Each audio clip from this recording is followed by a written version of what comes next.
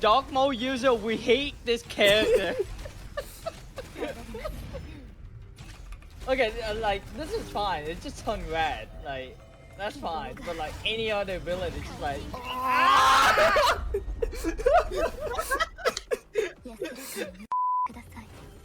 Cause my eye.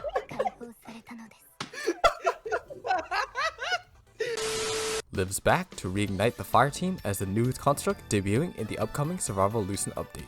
And if you don't want to miss future PJ Guys and videos, don't forget to subscribe and also stream on Twitch at twitch.tv/spider2b. And if I make any corrections or forget to mention something, it'll be in the pinned comment below as always. Alright, let's get into it. こちら 2B 問題ない With the introduction of Liv, we enter the era of amplifiers. Liv Empyrea is the first base S-rank amplifier class construct, and she deals massive AoE fire damage and features healing, attack buffs, and abilities that are brighter than my future. And in this video, I'll cover her skills, passives, ascensions, playstyle, weapons, builds, team setup, and my pull and build recommendations. And as usual, I'll leave timestamps if you would jump to a specific topic. And before we get into the video, I'm just gonna call her Liv Amp because I can't really call her S Liv, and her name's changed like 3 times, and I've always called her Liv Amp, so yeah. So let's first explain what the Amp class is. Amplifiers are a new class of constructs that basically buff characters, and they grant characters that swap in 10% attack and 10% elemental damage for about 10 seconds. So in Liv Amp's case, it's fire damage. Okay, now for the rest of her kit. Starting with their basic attacks, they launch ranged beams at an enemy, dealing physical damage, with the attack string ending in a knockup. Her QTE deals fire damage and heals allies based on Liv's attack in a wide AoE.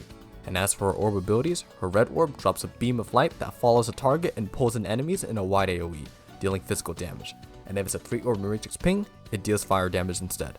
You can also dash cancel the animation the moment Liv lifts up her spear, and this is also her swap and attack. Liv's blue orb claps an enemy with 2 walls, dealing AoE physical damage and rooting enemies hit based on the amount of orbs pinged. And this again deals fire damage if it's a 3 orb matrix ping, and you can also instant dash cancel this animation.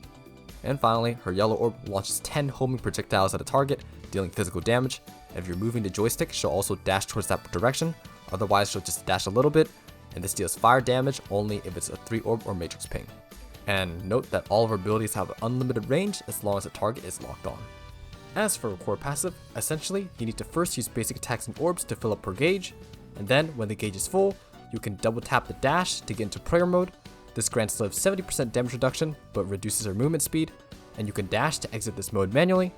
While in prayer mode, you can select up to 2 orb inputs. Each orb input will trigger a ripple effect around Liv that heals allies based on Liv's max HP while dealing fire damage and briefly rooting enemies. The more orbs pinged for each input, the more stacks you'll get, and each stack multiplies the core passive attack damage by 50%. If the 2 orb inputs are the same color, Liv's core passive attack deploys a wide beam dealing fire damage, and if the 2 orb inputs are different colors, Liv's core passive attack deploys an unstable vortex that sucks in enemies dealing fire damage, and also dodgeable self damage to Liv. And this self damage mechanic actually opens up a cool trick which I'll cover in the playstyle section of the video. And if there's no orb input, Liv will automatically exit prayer mode, and if there's only 1 orb input, then it will activate a weaker fire damage beam. And finally, if the core passive is upgraded to level 22, when you activate an orb input, you'll get a free orb and restore some dodge gauge. So you'll want at least a few core passive resonances if you plan to use her as a DPS. And her ultimate activates her domain expansion, where enemies stop moving and she gets 6 random orbs, with 3 being the same color, and activating her core passive prayer mode by double dashing lets you match not 2, but 3 orb inputs for a brief period, before unleashing a blinding AoE nuke dealing huge fire damage. And just like the core passive, the more orbs that are pinged, the more the base damage will be amplified. Note that the orb inputs will still trigger her core passive ripple effect, and the domain will only last about 7 seconds and will always unleash the nuke at the end of the duration. Basically, her ultimate is just her core passive, but you can stack it up to 3 times to deal a butt ton of damage in a wider AoE. And quickly running through her leader passive, the team gets 10% increased attack, and amplifiers get an additional 5. And as for Ascensions, at SS, when Liv procs Matrix, she'll automatically enter her core passive prayer mode with a random color 3 orb ping already selected. So all you need to do is ping another orb to trigger the core passive attack. The SS also buffs her healed allies' fire damage, including herself, for a brief period. And at SS, Liv doubles her Amplifier class skill, her SS fire damage buff, and the amount of core passive gauge she gets when basic attacking and pinging orbs. She also gets a free 3-orb ping in her ultimate if you already pinged 2 3-orb pings. And finally, at SSS+, she charges her ultimate energy to half on swap in, and buffs her ultimate nuke damage if it's at max stacks, so that's 3 3-orb pings. And as for my rank recommendations, she is functional at base S rank, but if you have the spare pancake skulls, it's recommended to bring her to double S to maintain orb damage uptime, and it's also a very nice quality of life to help generate fast core passive nukes and build ultimate faster. For spenders, SSS is where Liv Amp can go from supporting the fire team to potentially supporting other teams as her amp class skill is doubled, as well as basically buffing her already high damage even further by increasing the core passive damage uptime. As for the weapons, the 4-star weapon, no. The 5-star weapon is usable for free to play as it's the minimum investment since she does a lot of damage herself. Her 6-star or signature weapon, on top of increasing her damage, its passive automatically gives her half a core passive gauge on swap in. Combined with the swap in attack, that's 75% of the gauge filled every time Liv swaps in, reducing her core passive downtime. Matching the same color orbs in her core passive prayer mode will now do more damage, and since Liv is basically the fire DPS of the team, it's recommended to get her 6-star weapon if you can. And as for a 6-star weapon resonance priority, Superconducting Axial Ray, Glorious Spear, Matrix Lightning, or Deadline Timing are all equal priority, so depending on the type of content you're facing, you can swap between any of those. Now, let's go over her builds. For her early game 5-star memories, 4-piece Ike with 2-piece Gloria or 2-piece Samantha should be her DPS set, or 4-piece Samantha and 2-piece Gloria if you're going for a pure support set. As for her primary 6-star memory builds, Liv Amp has 3 main sets depending on the state of your account, as well as a few support sets. So let's first go over her 3 main DPS sets. If you have S Karenina or S Nanami, her current optimal build is 4-piece Elizabeth with 2-piece Darwin on the top row to maximize the core passive prayer damage and healing. And here you'll want to resonate attack on the top row and core passive on the bottom row. If you don't own S Karenina or S Nanami, then her optimal build becomes 4-piece Elizabeth with 2-piece Einstein, preferably on the top row, to shred the fire resistance, while still amping her core passive prayer orb damage and healing. Again, you'll want to resonate attack on the top row and core passive on the bottom row, and just note that Einstein won't stay on Liv permanently. Without S Karen or S Nanami, the fire team ends up like the early ice team with Plume, where there's no good user to hold and proc the Einstein.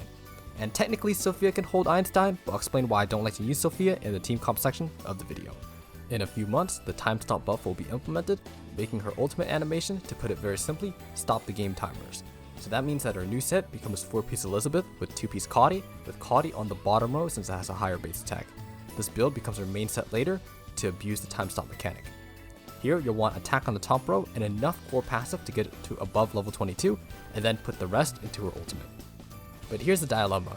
You can choose to build the 4-piece Elizabeth with 2-piece Darwin or 2-piece Einstein, hypertuning the bottom row Elizabeth memories and having her optimal damage set for a few months before needing to rebuild and hypertune another set with 2-piece Caudy, or you can opt to build the 4-piece Elizabeth 2-piece Caudy set ahead of time, hypertuning the bottom row Caudy memories and not having to change your set at the cost of using a less optimal damage set for a few months. At the end of the day, the choice is ultimately up to you, and whether you're behind or not on character hypertunes may help sway your decision.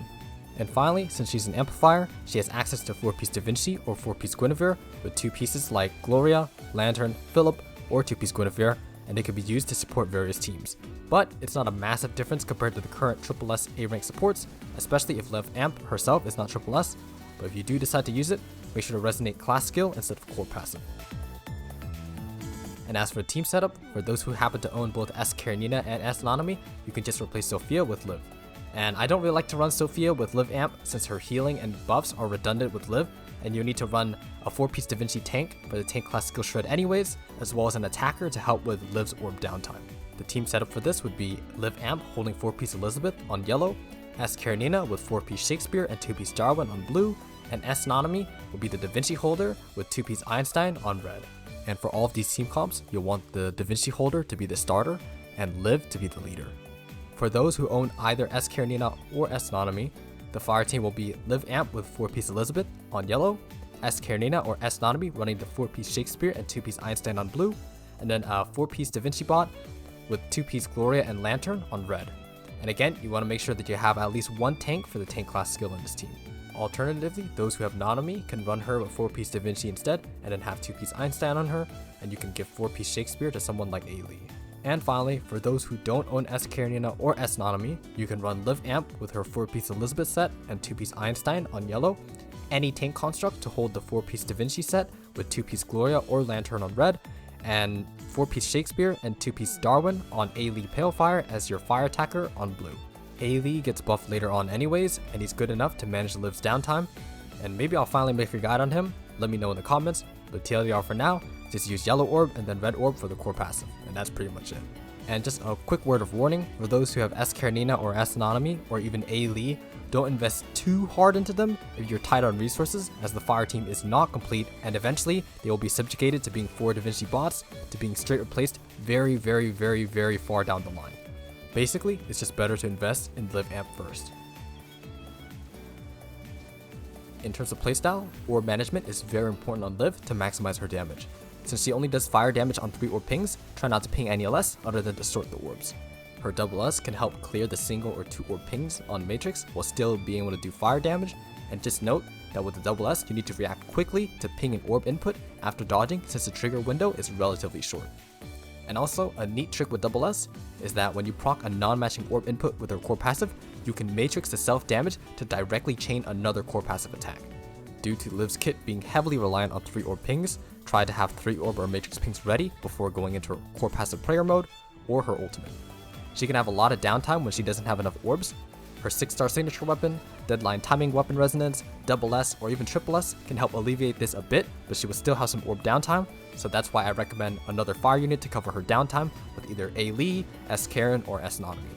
As for the rotation, it's pretty simple. Swap an attack on Liv Amp, go into her core passive prayer mode as soon as possible, and match orb inputs to build her ultimate, save a 3 orb ping before going into her ultimate, and then proceed to nuke the enemies.